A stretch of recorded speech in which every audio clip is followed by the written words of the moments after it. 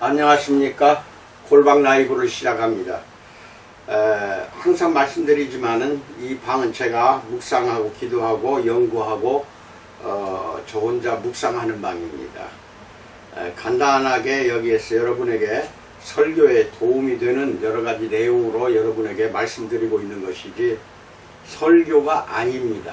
제가 하는 거는 설교를 하시는 분들을 위해서 도와주기 위한 내용이라고 생각하시고 여러분이 마음껏 활용하시기 바랍니다. 오늘의 주제는 비할 데 없는 권위, 즉 예수님의 권위에 대해서 말씀을 드립니다.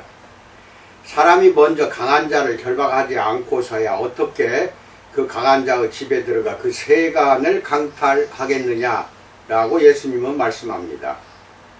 미국인에게 퇴마사라는 단어를 말하면 대부분 1973년 공포 영화에 나오는 충격적인 이미지들을 떠올리기 쉽습니다. 우리 한국에도 이게 들어와서 상영이 됐었어요.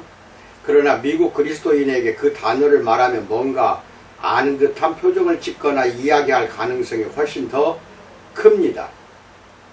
탄자니아 출신의 젊은 여성 에스더는 몇 년 동안 신학교에 다니고 싶었으나 그럴 수가 없었다. 가난이나 학문적 재능의 부족 때문이 아니었다.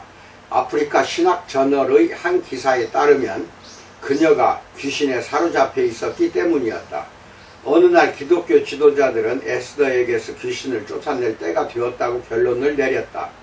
그때가 1982년이었다. 의식을 행할 시간이 다가오자 그들은 찬송가 몇 곡을 부르고 귀신 쫓는 것을 묘사하는 종교적인 글들을 읽었다. 그때 모여있던 사람들은 그들이 귀신 목소리로 확인한 소리가 에스더의 입에서 나오는 것을 들었다. 그녀는 이렇게 소리쳤다. 우리가 불타고 있다. 우리가 불타고 있다. 그 다음에는 이렇게 말했다. 우리가 나가고 있다. 에스더는 귀신에게서 해방되었다고 공표되었고 더 이상 도움을 필요로 하지 않았다. 그녀의 사례를 보고한 어느 작가는 이렇게 말했다. 귀신을 쫓는 일은 개인과 사회의 영적, 육체적 또는 물질적 축복을 가져다 준다. 그런 축복들 때문에 교회는 필요할 때마다 귀신 쫓는 일이 행해지도록 해야 한다라고 말했습니다. 우리는 이후에 두 왕국의 충돌을 좀 더 자세히 살펴볼 것입니다. 여기서는 먼저 중요한 최전선에 초점을 두려고 합니다. 그것은 마귀들에 대한 예수님의 권위와 그것이 오늘날 세계에서 어떤 의미를 갖는가 하는 것입니다. 특히 그분의 권위를 문자 그대로 받아들이는 아시아, 아프리카, 라틴 아메리카에서 말입니다. 역사학자인 필립 젠킨스는 이렇게 말합니다. 북아메리카에서 악령 쫓기와 축사의 개념은 외부인들이나 세속적인 관찰자들에게는 좀 기이하거나 광신적인 것으로 보인다. 반면에 북아메리카 밖의 더 새로운 많은 교회에서는 그것들이 전통적인 가설들에 논리적으로 잘 들어맞는다라고 말합니다. 세속적인 서양에서 우리가 어떤 생각을 하든 간에 아프리카 그리고 실제로 젠킨스가 지구의 남반구라고 부르는 커다란 지역에서는 구마가 필요한 상황이 자주 발생합니다. 젠킨스에 의하면 압도적으로 지구 남반구의 교회들은 악의 존재와 마귀의 실체에 대한 확고한 믿음을 가르친다라고 말합니다. 물론 그런 사상들이 예수님 시대에는 당연하게 받아들여졌습니다. 첫 번째, 영적인 실체들에 대해서 알아봅니다. 예수님이 사셨던 1세기의 세상에는 여러 종교가 섞여 있었습니다. 가이사에게 공적으로 높은 지위가 부여되었던 로마 제국에서는 수백 개 이교도의 신들을 숭배했습니다. 물론 유대인들은 엄격한 일신교도로서 야훼를 따랐습니다. 그는 2000년 전에 족장 아브라함에게, 모세와 다윗에게, 그리고 그분의 말씀을 선포한 여러 선지자들에게 자신을 계시해 주셨습니다. 이교도들과 달리 유대인들은 하나님이 가장 높으신 분임을 확고히 믿었습니다. 그들의 역사 속에서 여러 번 그랬듯이 우상 숭배에 빠지지 않았을 때를 말합니다. 그러나 일신론을 가르치는 히브리 성경에 따르면 이 하나님에게는 대적이 있고 우리도 마찬가지입니다. 그의 이름은 사탄 또는 루시퍼이며 어떤 이들은 이 타락한 천사를 마귀라고 부릅니다. 사실 마귀, 데빌이라는 영어 단어는 대적, 어드버서리, 대적을 의미합니다. 우리가 믿든 안 믿든 이 대적은 하나님의 통치를 훼손시키고 궁극적으로 타도하려는 한 왕국을 이끕니다. 그러나 우리가 의심한다면 예수님에게 반박하고 있는 우리 자신을 발견하게 될 것입니다. 회의적인 학자 마커스 보그는 이렇게 말합니다. 그러나 현대적 설명이 어떠하든 심리적 또는 사회적 요인들이 얼마나 많이 관여되어 있든 간에 우리는 예수님과 그분의 동시대인들 그리고 일반적으로 근대 이전의 문화에 속한 사람들이 어떤 영이나 다른 세계에서 온 영들에게 사로잡힐 수 있다고 생각했다는 것을 알아야 한다. 그들의 세계관은 그러한 영들의 존재를 당연시했다라고 말합니다. 훌륭한 선생, 선지자, 인류를 사랑하는 분으로서 예수님을 연구하려는 우리는 그분이 이러한 세계관을 갖고 계셨다는 사실을 직시해야 합니다. 사실 예수님의 사역은 하나님 나라와 사탄의 나라 간의 갈등을 밝히 드러냈습니다. 신약학 교수인 클린턴 아놀드는 이렇게 말합니다. 공적 사역을 시작할 때부터 예수님은 서로 대립하는 나라 간 갈등의 본질에 대해 말씀도 하시고 증명해 보이셨다. 그는 가버나움 회당에서 하나님 나라를 선포하기 시작하신 순간 그 싸움에 밀려드셨다라고 말합니다. 실로 예수님은 선생이자 그 이상의 존재였습니다. 그는 해방자였으며 단지 오늘날 우리가 익숙한 1차원적 세속적 의미에서만 그런 존재가 아니었습니다. 예수님은 사역을 시작하실 때 옛 선지자 이사야의 말을 풀어서 누가복음 4장 18절로 19절에서 주의 성령이 내게 임하셨으니 이는 가난한 자에게 복음을 전하게 하시려고 내게 기름을 부으시고 나를 보내사 포로된 자에게 자유를 눈먼 자에게 다시 보게 함을 전파하며 눌린 자를 자유롭게 하고 주의 은혜의 해를 전파하게 하려 하심이라 하였더라 라고 말합니다. 하지만 오직 육체적 필요만 채워주는 사역과는 거리가 멀었습니다. 영적인 부분과 육적인 부분이 함께 어우러졌습니다. 그리고 사람들은 그것을 알았던 것입니다. 마태복음 4장 23절로 24절에서 예수께서 온 갈릴리에 두루 다니사 그들의 회당에서 가르치시며 천국 복음을 전파하시며 백성 중에 모든 병과 모든 약한 것을 고치시니 그 나라의 복음을 그의 소문이 온 수리아에 퍼진지라. 사람들이 모든 앓는 자 곧 각종 병에 걸려서 고통당하는 자, 귀신 들린 자, 간질하는 자, 중풍병자들을 데려오니 그들을 고치시더라 라고 말씀합니다. 물론 예수님은 육적인 필요들에 관심이 있으셨지만 영적인 고통들과도 싸우셨고 그 둘을 혼동하지 않으셨습니다. 그것은 일괄타결이었습니다. 이 점에서 우리는 예수님이 마트에서 파는 종교적인 영웅 장난감들과 달리 무한한 융통성을 가지고 우리가 부여하는 어떤 포스트 모던적인 입장이라도 취할 수 있는 분이 아니라는 것을 알 수 있습니다. 그분은 경건하고 비현실적이며 종교적 예술성을 가진 약간 여성적인 구세주가 아닙니다. 그분의 손은 늘 분투하느라 거칠고 갈라지기까지 했습니다. 그분은 악과 고난을 직시하셨고 그들의 목덜미를 붙잡으셨으며 그것에 대해 말씀하셨습니다. 그분의 사역을 지켜본 사람들은 이렇게 소리쳤습니다. 마가복음 1장 27절에서 이는 어찌미냐 권위 있는 새 교훈이로다 더러운 귀신들에게 명한즉 순종하는도다 라고 말합니다. 신약 성경에 나와 있듯이 당시 귀신을 쫓아낸 유대인은 예수님만이 아니었습니다. 그러나 그분의 권위는 단연 뛰어났습니다. 물론 예수님의 종교적인 적들은 강력한 역사를 보고도 다른 설명을 했고 그것을 바알이라는 고대 단어와 연관해서 바알셉을 탓으로 돌렸습니다. 그것은 당시 사탄을 지칭하는 대중적인 이름이었습니다. 그들은 예수님이 마태복음 9장 34절에서 그가 귀신의 왕을 의지하여 귀신을 쫓아낸다라고 말했습니다. 그렇다면 개인을 파멸시키거나 상대를 악마로 취급하는 정치에 대해서 이야기해 봅시다. 두 번째, 분쟁하는 집의 결말에 대해서 알아보겠습니다. 예수님은 그것을 용인하지 않으셨고 그와 같은 완고한 불신에 맞서 몇 가지 질문을 던지셨습니다. 마태복음과 누가복음은 그분의 반응을 약간 다르지만 상호 보완적인 두 각도에서 보여줍니다. 먼저 마태의 기록을 봅시다. 마태복음 12장 22절로 30절에서 그때의 귀신 들려 눈 멀고 말 못하는 사람을 데리고 왔거늘 예수께서 고쳐주시며 그 말 못하는 사람이 말하며 보게 된지라. 무리가 다 놀라 이르되 이는 다윗의 자손이 아니냐 하니 바리새인들은 듣고 이르되 이가 귀신의 왕 바알세불을 힘입지 않고는 귀신을 쫓아내지 못하느니라 하거늘 예수께서 그들의 생각을 아시고 이르시되 스스로 분쟁하는 나라마다 황폐하여 질 것이요 스스로 분쟁하는 동네나 집마다 서지 못하리라.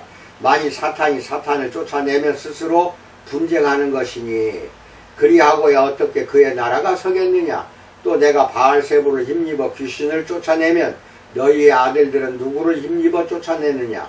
그러므로 그들이 너희의 재판관이 되리라.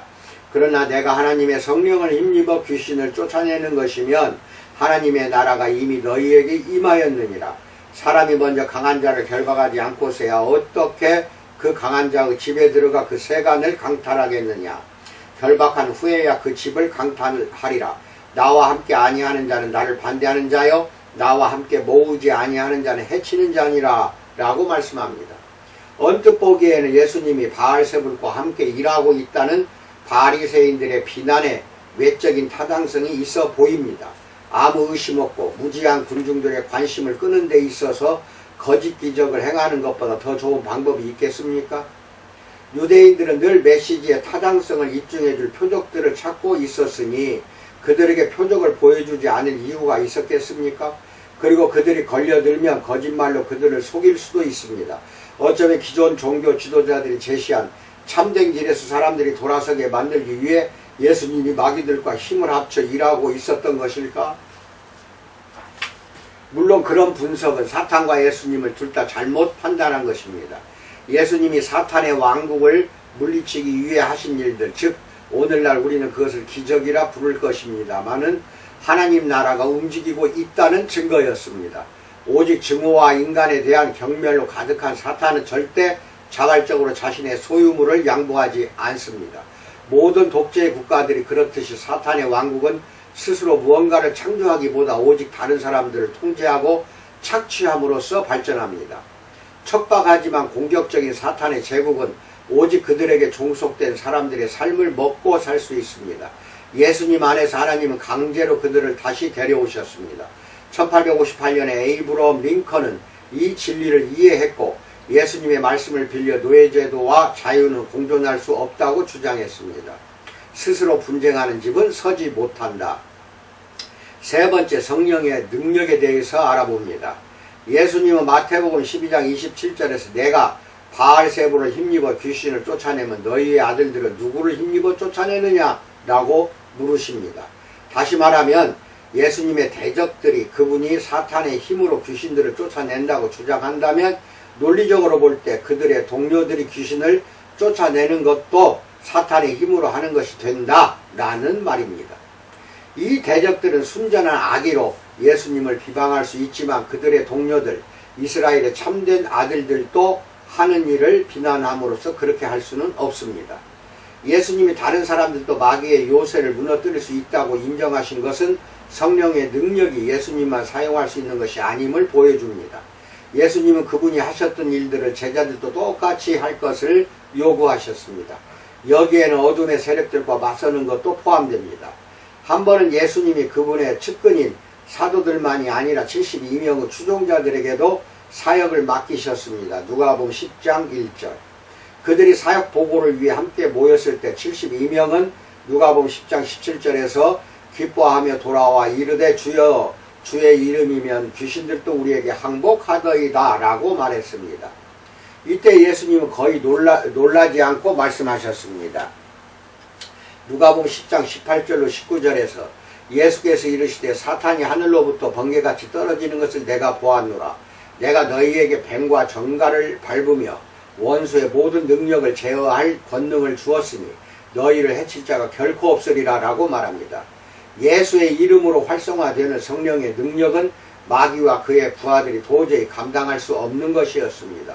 그것은 지금도 그렇습니다. 네 번째, 능력 대결에 대해서 알아봅니다. 예수님의 그 다음 질문은 이렇습니다.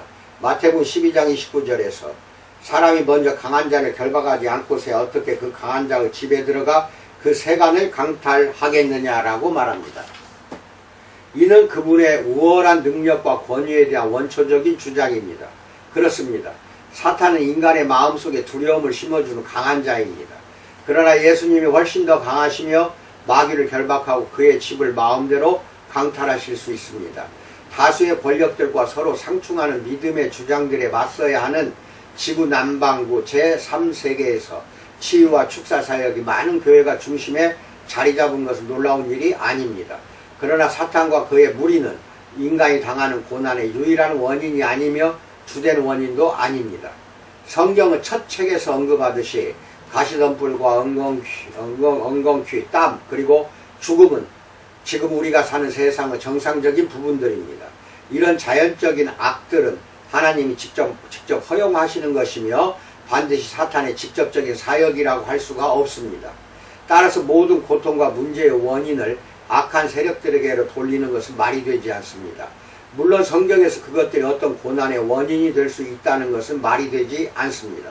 물론 성경에서 그것들이 어떤 고난의 원인이 될 수 있다는 것을 인정했지만 말입니다. 이를테면 18년 동안 귀신 들려 몸을 펴지 못했던 신실한 유대인 여자의 경우가 그랬습니다. 누가복음 13장 10절로 17절 보세요. 그러나 모든 덤불 뒤에서 유명한 마귀를 찾는 것은 건전하지가 않습니다.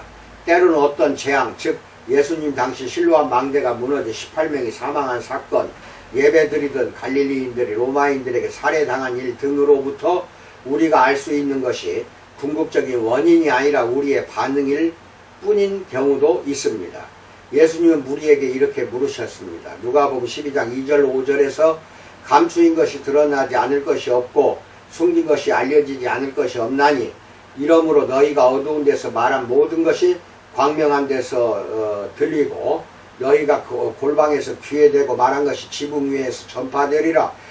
내가 내 친구 너희에게 말하노니 몸을 죽이고 그 후에는 능히 더 못하는 자들을 두려워하지 말라. 마땅히 두려워할 자를 내가 너희에게 보이리니 곧 죽인 후에 또한 지옥에 던져 넣는 권세가 있는 그를 두려워하리라. 내가 참으로 너희에게 이르노니 그를 두려워하라 라고 말합니다. 고난은 우리로 하여금 신중하게 처신하게 합니다. 그리고 완전히 무임승차할 수 있는 사람은 아무도 없습니다. 나는 개인적으로 고통스러운 경험을 통해 이것을 알게 되었던 것입니다. 다섯 번째, 고난 가운데에서 권위에 대해서 알아봅니다. 1961년 8월 이게 미국 어느 목사의 이야기입니다. 2달 빠른 나의 출생은 순탄하지 않았다. 1.7kg 밖에 안 되는 나는 역경을 이기고 살아남았다. 하지만 남은 생애 동안 뇌성마비라는 짐을 안고 살게 되었다. 오랜 세월 동안 나는 종종 왜냐고 물었고 억울한 마음을 떨쳐내기가 힘들었다. 나는 대부분 열등감과 소외감을 느꼈고 거절당하는 것이 두려웠다. 때로는 거절을 당하기도 했다. 나는 왜에 대한 답을 듣지 못했고 대체로 나를 감정적으로 매우 혼란스럽게 했다. 그러나 바울의 말을 빌려 말하자면 이 육체의 가시는 나의 거대한 자아를 적어도 부분적으로나마 억제했고 내가 결코 온전히 이해하지 못할 하나님을 찾도록 이끌어 주었다.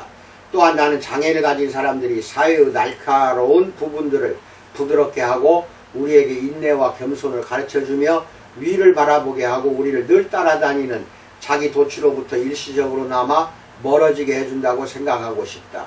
실제로 예수님은 사람들을 마귀와 죽음과 질병에서 해방시킬 권위가 있으시지만 때로는 합당한 이유로 그렇게 하지 않으신다. 그리고 때로는 그러한 이유들로 우리를 그 안에 들어가게 하신다. 전 백악관 대변인이었던 토니 스노우는 재발되는 암과 싸우다가 결국 사망했다. 그러나 그는 그 병을 뜻밖의 축복이라고 불렀다. 사망의 음침한 골짜기로 들어가는 순간 상황이 달라진다. 당신은 기독교가 물렁하고 수동적이며 경건하고 부드러운 것이 아니라는 걸 알게 된다. 믿음은 바라는 것들이 실상이요 보지 못하는 것들은 증거이다. 하지만 그것은 또한 당신을 무서운 경고문이 사라진 세상으로 끌어들인다. 믿음의 삶은 스릴과 담대함, 위험, 충격, 반전, 승리, 직관들로 가득하다라고 말합니다. 어느 날 예수님의 제자들이 물었습니다. 요한복음 9장 2절에서 제자들이 물어 이르되 라삐여 이 사람이 맹인으로 난 것이 누구의 죄로 이남이니까 자기니까 그의 부모니까 라고 말합니다. 예수님은 그 사람이 맹인인 것은 그에게서 하나님이 하시는 일을 나타낼 거룩한 기회를 주는 것이라고 말씀하셨습니다. 그렇게 힘들게 얻은 복들은 이 세상이 새롭게 회복될 때까지 우리 모두를 위해 지속될 것입니다. 계시록 21장 4절에서 모든 눈물을 그 눈에서 닦아주시니 다시는 사망이 없고 애통하는 것이나 곡하는 것이나 아픈 것이 다시 있지 아니하리니 처음 것들이 다 지나갔음이러라 라고 말합니다. 갈릴리에서 온 치유자를 따르는 사람들이나 그들을 반대하는 사람들이나 치유와 축사를 뜻밖의 일로 여겨서는 안 되는 것이었습니다. 여섯 번째, 지구 남반구 현실에 대해서 알아봅니다. 한편 지구 남반구와 다른 곳의 그리스도인들은 이 어두운 세상에 그리스도 왕국의 빛을 가져오기 위해 그들이 할 수 있는 일들을 하고 있다. 예수님이 절름발이를 고쳐주시고 눈먼 자를 보게 하시며 귀신을 쫓아내시고 가난한 자들에게 복음을 전파하신 것처럼 예수님은 갑작스럽게 등장한 그분 나라의 빛으로 삶의 추한 그림자들을 물리치며 그 길을 보여주셨고 이제 많은 이들이 그 길을 따르고 있다. 젠킨스는 악한 세력들과의 싸움이 종종 치유사역을 동반하며 지구 남반구의 그리스도인들은 그 두 가지를 다 축사의 형태로 본다라고 지적한다. 실제로 나머지 세계의 많은 이들은 마귀와 질병에 대한 예수님의 권위를 함께 묶는 것은 거의 문제가 없다고 보며 그 권위는 지금까지도 계속되고 있다고 본다. 젠킨스는 치유를 강조하는 것이 아시아, 아프리카, 라틴 아메리카, 그 다음에 지역에서 교회의 성장과 확산에 꼭 필요하다라고 말한다. 지구 남반구 전역에서 치유사역은 로마 제국 붕괴 이후 서부 유럽이 회심할 때와 마찬가지로 현대 기독교 확장에도 중요한 역할을 했다. 그리고 지금도 몸이나 마음의 치유와 영적인 축사를 분리하는 것은 거의 불가능하다라고 그는 말하며 또 이렇게 계속해서 말합니다. 치유는 회심과 구원의 이야기에서 꼭 필요한 부분이며 아프리카와 아시아의 그리스도인들 사이에서 치유의 이야기들은 문학과 간증의 상당 부분을 차지한다. 예를 들면 필리핀의 한 부족 공동체에서 어느 복음 전도자가 한 회심자의 경험을 이야기한다. 곧 한 이웃이 조용히 그에게 묻기를 이 새로운 하나님은 자신이 죽어간 아이를 낫게 해줄 수 있냐고 했다. 바돌을 움직임이 없는 아기에게 안수하며 그 아기에게 생명을 주신 예수님의 이름으로 기도했다. 그 다음 주일에 이제 회복된 그 아기와 함께 온 가족이 교회에 나왔다. 마을 사람들은 정기적으로 그에게 아픈 사람을 위해 기도해달라고 했고 그들 대부분은 기적적으로 치유를 받았다. 약 15년 후 빠빠소구의 모든 사람들이 병자를 낫게 해줄 수 있는 이 새 하나님을 섬기고 있다라고 말한다. 지금 우리는 정확하고 파괴적인 계몽주의 세계관을 가지고 이에 대해 많은 질문과 의의를 제기할 수 있다. 어쩌면 그 아이는 어차피 병이 나을 아이였을 것이다. 어쩌면 이것은 연상의임이나 변종된 플라시보 효과가 나타난 사례일지도 모른다. 물론 아기가 어떻게 그런 영향을 받을 수 있는지는 알기 어렵지만 어쩌면 그 복음 전도자가 자기 사역의 위상과 재정 지원을 향상시키기 위해 거짓말을 하거나 과장을 하고 있을지도 모른다. 그 모든 것과 별개로 나처럼 그런 보고를 잘 믿는 사람들도 하나님이 우리 자신의 경험 속에서는 이런 치유를 거의 행하시지 않는 것 같은 상황에서 하나님께 의존하는 것이 불안하게 느껴진다. 게다가 예수님의 초자연적인 권위에 대한 과도한 의존은 사람들이 현대 과학과 의학, 위생시설의 발전을 받아들이는데 방해가 되지 않을까? 예를 들어 아주 작아서 보이지 않는 바이러스나 성교나 더러운 주사바늘을 통해 전염되어 실제로 에이즈에 걸리게 한다는 것을 모두가 알고 있는 이때 마녀의 저주의 힘을 믿는 것은 위험하지 않겠는가? 이에 대해 젠킨스는 첫째, 개인적인 악과 그것을 다스리는 예수님의 권위에 대한 그리스도인의 믿음이 실제로 공동체의 건강을 촉진시킨다고 말한다. 왜냐하면 그것은 더 오래된 영적인 악의 개념들을 진지하게 다루며 그것을 밖으로 끄집어내어 공개적으로 다루기 때문이다. 선교사들과 다른 외부인들은 때로 지구 남반구의 사람들이 입으로는 그들의 문제에 대한 우리의 과학적 진단을 이야기하지만 그들의 물알론적 세계관은 대개 그대로 남아있다고 말한다. 그들은 우리가 그들을 존중한다고 믿지 않으면 우리에게 마음을 열지 않거나 우리의 치료법을 받아들이지 않을 것이다. 보그는 많은 문화들이 귀신 들림과 귀신 쫓는 것을 믿고 있다고 말한다. 이 사실은 부인한다고 해서 그것이 사라지지 않을 것이다. 젠킨스에 의하면 예수님이 전통적인 치료자들보다 뛰어나심으로 교회들은 이교도나 원시 종교들과 계속 싸우기 위한 무기를 더 가지게 되었다. 일부 그리스도인들은 위기의 순간에 그것을 의지한다라고 말합니다. 서양인들과 비서양인들 간의 건강한 관계를 위한 키트를 마련하는 것 외에도 젠킨스는 지구 남반구 사람들의 영적 세계관을 존중해 줌으로써 얻는 다른 유익들을 이야기한다. 그것은 자신들의 서비스에 과도한 비용을 청구하는 이교도 영적 전문가들의 신임을 떨어뜨리는 것, 마술의 거짓 주장들을 약화시키는 것, 인도의 불가촉 천민 같은 사람들을 역사와 혈통 축적된 죄들의 무게에서 해방시키는 것, 저주와 금기들로부터 벗어나는 것, 개인의 책임에 대한 성경의 원리를 받아들이는 것들이다. 하지만 과학의 가시적인 유익들은 어떠한가? 기적에 대한 믿음은 실험실의 과학적 방법을 훼손시키지 않는가? 그리스도인들이 실제 사는 모습을 보면 그렇지 않다. 젠킨스는 지구 남반구에서 예수님을 따르는 사람들이 대부분 사기성 주장과 위조된 거짓들을 진압하려고 애쓰고 있으며 기적의 치유자라고 주장하는 자들을 의심의 눈으로 바라본다. 마찬가지로 대부분의 교회들은 그들이 서양식 약을 찾는 것을 막지 않는다. 그 약을 구할 수 있고 살 돈이 있을 경우에 말이다. 그런데 두 조건이 모두 충족되는 경우는 매우 드물다. 또한 대부분의 사람들에게 치유는 특정 질병의 치료보다 전체론적이고 포괄적인 병을 다루는 것으로 이해되고 있다라고 말한다. 나는 라틴 아메리카에 있는 오순절파 교회의 한 목격자의 말을 인용한다. 이 선택, 즉 치유는 실제로 예수님에 의해 구체화된다.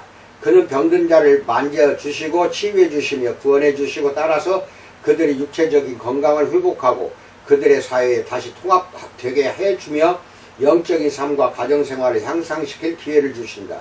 그들의 건강을 회복시켜 주시면서 또한 그들의 존엄성을 되찾게 해주시는 것이다 라고 말합니다. 물론 우리는 국비판 대중들의 무지와 절박함을 이용해 부정한 방법으로 부를 얻으려는 종교적 사기꾼들의 존재를 무시할 수 없습니다. 예를 들어 가나에서 온 한 목사가 예배 시간 동안 아무것도 모르는 예배자들에게 전류를 보내기 위해 사용하는 기적의 기계를 밀반입하려다가 우간다에서 체포되었다고 들었습니다. 작가인 마이클 쿠네오는 수상한 구석이 있는 번영 설교자들과 소위 미국에서 기적을 일으킨다고 하는 자들을 무서운 시선으로 바라봅니다. 우리는 이렇게 질문해야 합니다. 사기꾼들이 존재한다는 사실이 축사사역의 전체적인 신빙성을 떨어뜨리는가? 이렇게 질문하세요. 만일 그렇다면 우리는 사기꾼들이 존재하는 인간생활의 다른 모든 영역들도 다 버려야 할 것입니다. 투자산업, 신용카드회사, 심리상담, 성직자 등이 그렇습니다. 7번째 서양인의 경계심에 대해서 알아봅니다. 그렇다면 회의적인 성향이 있는 서양인은 이 모든 것과 무슨 관련이 있는가요? 그는 질병을 다스리시는 예수님의 권위를 보여주는 수많은 성경의 이야기들과 마귀의 존재, 전 세계적으로 점점 더 많아지고 있는 거룩한 능력의 발생에 관한 보고들을 단지 낡은 미신으로 여겨야 하는가요? 그렇게 할 경우 우리에게는 미신적인 겉모습을 벗은 새로운 예수가 남는 것이 아니라 아예 예수가 남지 못할 것이라고 믿습니다. 우리는 그것들 없이는 그분을 이해할 수 없습니다. 보구의 말처럼 공간복음서에 나오는 갈릴리의 예수님 이야기에는 기적과 관련된 부분이 매우 높은 비율을 차지하고 있습니다. 또한 그 기적들은 사람들에게 예수님의 가르침들을 입증해 주었다는 것도 기억합시다. 기적 없이는 가르침도 없습니다. 어떤 영역에서 예수님의 권위를 빼앗는 것은 모든 영역에서 그분의 권위를 빼앗는 것입니다.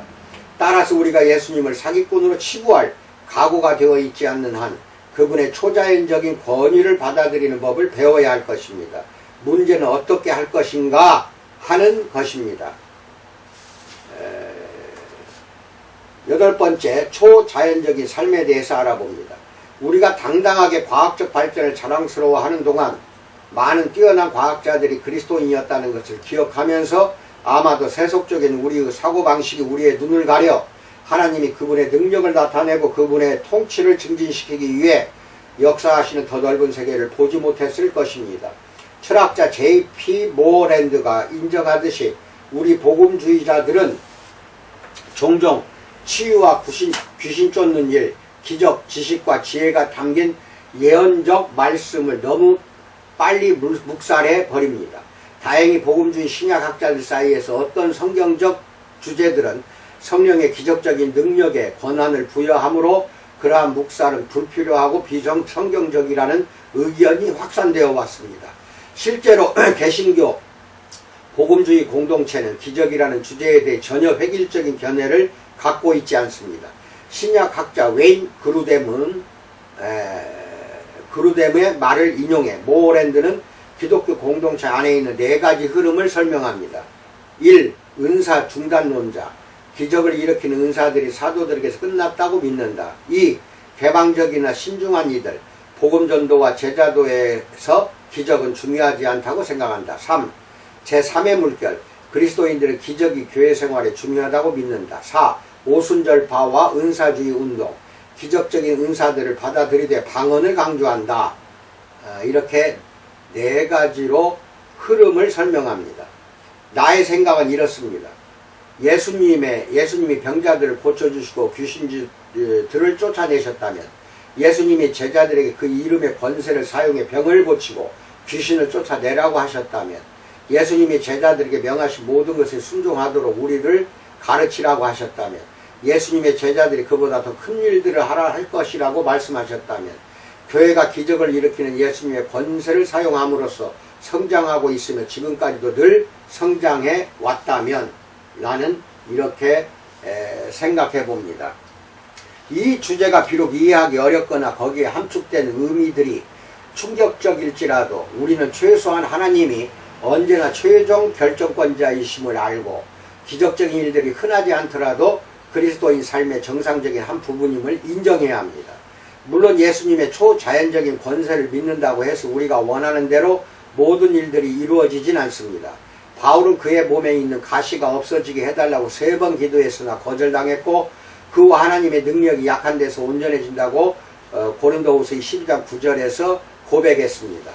그러나 우리는 하나님이 그분을 따르는 자들을 사용해 굶주린 자들을 먹이시고 병자를 고치시며 귀신을 쫓아내시고 죽은 자를 살리시며 그분의 뜻을 이루기 위해 기적을 행하기 원하시고 또 행하실 수 있다는 것을 기대할 수 있고 또 기대해야만 합니다. 나는 이런 유의 믿음이 종종 내 이해의 영역을 넘어선다는 것을 고백합니다. 나는 성경이 가르치는 바와 지구 남반구에서 초자연적으로 이루어지는 교회의 성장에 지적으로 동의할 수 있습니다. 하지만 믿음으로 나아가 예수님의 초자연적인 권위가 실제 존재하는 것처럼 사는 것은 또 다른 문제입니다. 은사 중단론자에서 제3의 물결 복음주의자가 된 모어랜드는 그렇게 되려면 이 영역에 관한 좋은 책들을 읽고 이런 종류의 사역에 참여하고 있는 믿을 만한 사람들에게서 배우며 당신의 그룹 안에서 사람들이 그들의 경험을 나누게 하고 기적에 관해 배우는 것이 당신의 선교 프로그램의 의도적인 한 부분이 되게 하라고 주장합니다. 나는 여기에 2가지만 더 추가하려고 합니다. 첫째, 당신의 영적 근육을 단련할 필요가 있는 자리에 있어라. 시험이 없으면 믿음은 결코 성장하지 않는다. 둘째, 마귀가 아니라 예수님에게 늘 초점을 맞추라. 영적 전쟁을 단지 당신의 제자도의 한 면으로 여기고 이 어둠의 왕국을 무시하지도 말고 그것이 당신의 믿음을 지배하게 하지도 말라. 예수님의 권세가 사탄의 권세보다 훨씬 더 크다는 것을 기억하라. C.S. 루이스가 그것을 잘 말해 주었습니다. 마귀에 관해 인간이 빠질 수 있는 2가지 동등하면서 정반대인 오류가 있다. 하나는 그들의 존재를 믿지 않는 것이고 다른 하나는 그들을 믿으면서 그들에 대해 과도하고 건강하지 못한 관심을 갖는 것이다 라고 말하고 있습니다. 아멘. 이상입니다. 좀 길게 말씀을 드렸는데 깊이 우리는 생각해 볼 문제입니다. 제가 만든 세일젤러 35년 동안 지난 숱한 세월 동안 낳지 못한 모든 난치병자들을 원상 복귀시키고 회복시켜 주었습니다. 이것도 하나님이 저에게 지혜를 주시고 은사를 주셔서 이루어진 일들입니다. 그 제품이 셀젤입니다. 난치병이라고 하면은 동서양 의학으로도 낫지 못하는 모든 것을 난치병이라고 합니다. 그리고 이제 먹는 건미당, 완미당, 또 전미당 이러한 좋은 식품들도 개발해서 지금 많은 사람들이 기적적으로 자리를 털고 일어나는 모습을 한국뿐 아니라 일본, 중국, 미국의 여러 나라에서 지금 이루어지고 있습니다. 여러분, 하나님은 지금도 기적을 이루고 계십니다. 다만 저에게 주신 거는 예수님의 그 뒤에서 옷자락을 만지고 혈루병을 고친 것처럼 제품이 매개체가 되어 치유를 하고 매개체가 되어 건강한 몸으로 돌아가게 해 주시는 지혜와 은사를 저에게 주셨다고 저는 믿고 있습니다. 늘 건강하시고 코로나 잘 이겨내시기 바랍니다. 감사합니다.